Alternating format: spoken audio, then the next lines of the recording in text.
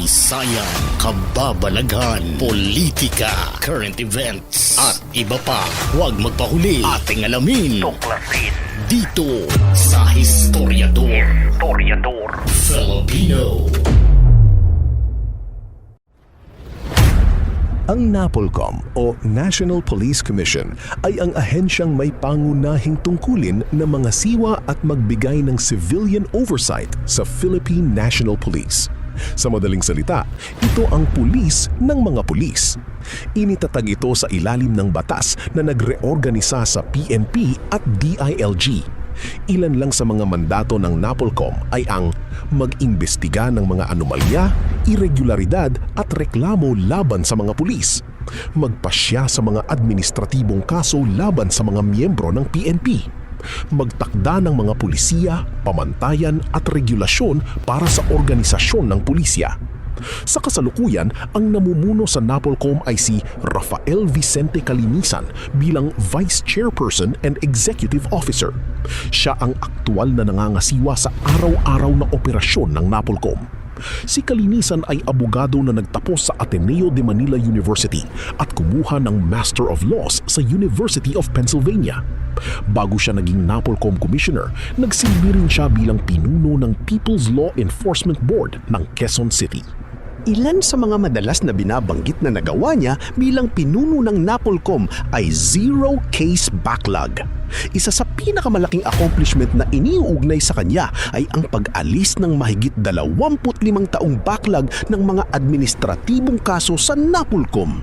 Noong Disyembre 2025, inanunsyo ng komisyon na wala nang natitirang backlog cases. Madalas siyang mag-utos ng investigasyon laban sa mga pulis na nasasangkot sa viral incidents, misconduct at mga aligasyon ng pang-aabuso.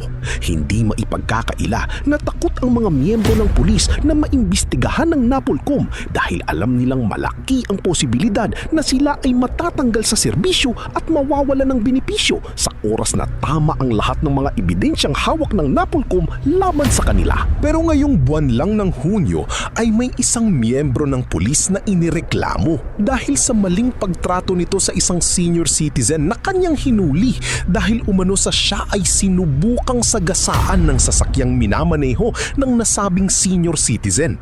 Naggulat ang lahat sa naging reaksyon at pahayag ng pulis na si Police Corporal Simeon Swan. Talagang pinalagan ni Swan ang direktor ng NAPOLCOM matapos umanong mali-mali ang aligasyon laban sa kanya. Narito ang mainit na tagpo sa pagharap ng kumakasang Police Corporal sa direktor ng NAPOLCOM. Mamarapatin ninyo, nagkaroon pa ng settlement. Sinubukan niyang dalhin ito sa investigators. Tinanggihan siya ng mga investigators, dinala niya sa barangay kung saan nagkaroon sila ng amicable settlement. Nagbayad pa yung yung matanda, nagbayad pa ng 30,000 pesos doon sa damage sa kanyang 2005 Ford Link sedan. I'm surprised na 30,000 pesos pala ang halaga ng Ford Link sedan. Wala pong katotohanan yun, sir. Wag po tayo magpapogi sa media, sir. Ilan po masasabi ko rito. Okay. Sana naman po, sir, ganito. Magbigyan niyo ako ng chance. Mali-mali po yung sinasabi niyo, sir. Hanggang ngayon wala pong ginabayad sa akin kahit 5. Wala pala eh. So be it. Huwag niyo po sana akong gawing instrumento dito para magpapogi kayo sa media. Hindi kami nagpapapogi dito. Magpapapogi kayo, sir. Alam mo, Corporal Suwan, kung ganyan na mga klase ng pulis dito, I'll be happy. The National Police Commission will be happy to dismiss these types of errant cops until our policemen understand that we cannot do this to our Filipino people. We will show you what discipline is. Any other questions? Hindi dapat tayo pumayag na gagantuin tayo ng mga kapulisan. Matanda, babastusin. NAPOLCOM Commissioner, babastusin. Nasaan na ba ang respeto natin dito? Corporal Suwan. Kaya wala nangyayari sa Pilipinas. Kaya nawawala ng tiwala ang taong bayan sa pulis. Gaya mo. Gawa mo. Hindi ka dapat maging pulis.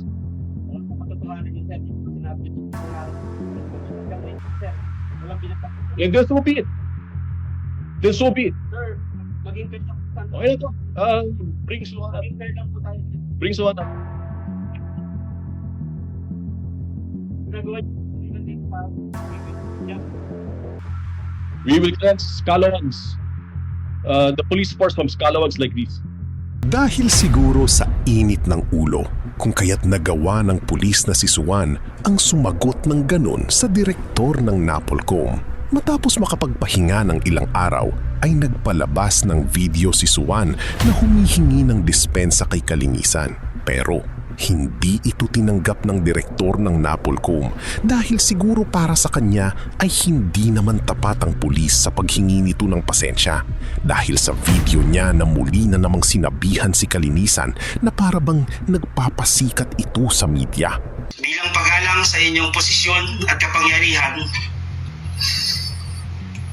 isinumiti ko ang aking sarili sa iyong opisina. Sa kabila ng pagmumura mo sa akin sa punto pa lamang ng aking pagdating sa iyong opisina, tinanggap ko ang lahat ng iyon bilang respeto sa iyo at sa buong kapulisan. Sana'y tigilan niyo na po ang pagpapamedya sa kapulisan para lamang sa sariling interes at kapakanan. Bigyan din po sana natin ng konsiderasyon ang pamilya ng mga pulis na nadadamay sa estilo ng trial by publicity. Ako po, kung kayo po ay may planong tumakbong senador o anumang elected position, wag naman po sana sa ganitong paraan. Batid ko po ang inyong adhikain na linisin ang aming hanay, pero hindi ko po matatanggap ang tinatawag nating trial by publicity na inyong ginagawa. Malamang sa malamang ay matatanggal talaga ito sa serbisyo si Suwan dahil sa kanyang kaso. Binulat-lat pa ang nauna niyang kaso noon at napag-alamang nag-awol na pala ito noon. Pero nakakapagtakang nakabalik pa sa serbisyo.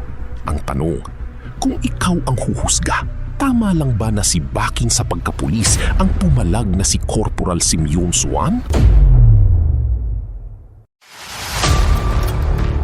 Kung gusto nyo ng mga ganitong klaseng videos, panoorin, pindutin ang notification bell, mag-subscribe at i-share sa mga kaibigan. Maraming salamat po hanggang sa susunod dito sa Historiador Filipino.